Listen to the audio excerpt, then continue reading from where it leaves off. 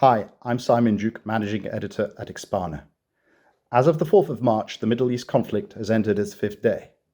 Today, there have been reports of new large-scale airstrikes by Israel on Tehran and other Iranian targets. A new wave of strikes across Iranian territory are planned. Iran's response has persisted with missile and drone attacks targeting not only Israeli positions but also US and allied forces across the Gulf. Gulf air defenses have intercepted large numbers of these threats, though civilian casualties and infrastructure damage have still occurred. Iranian state sources confirm the government has no intention of negotiating.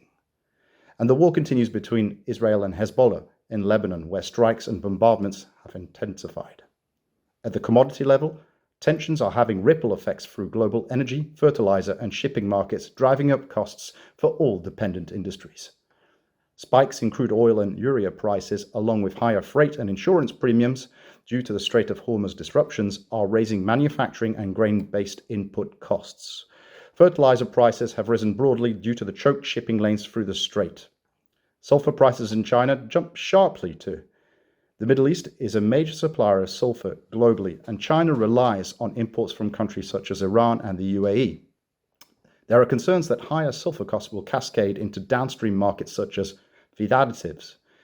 And it is not just oil and gas and fertilizers that flow through the strait.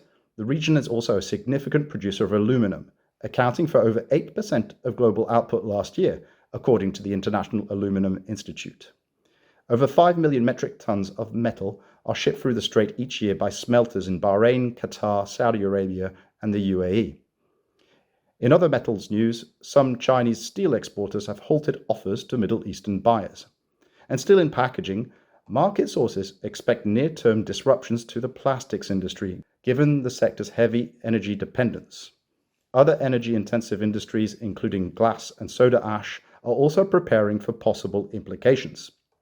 In yesterday's live intelligence briefing titled Global Markets on Edge, the expanding impact of Hormuz disruption, Tom Bungard, who is our Vice President of Price Forecasting here at Expana, told us that the market is trying to evaluate how long this conflict is going to last. There is a reasonable risk that supply chain complications will go on, even if the war is stopped quite quickly. What we saw from COVID is that logistical domino effects take months to solve. Please visit expanamarkets.com for more news and price reporting information. Thank you for tuning in.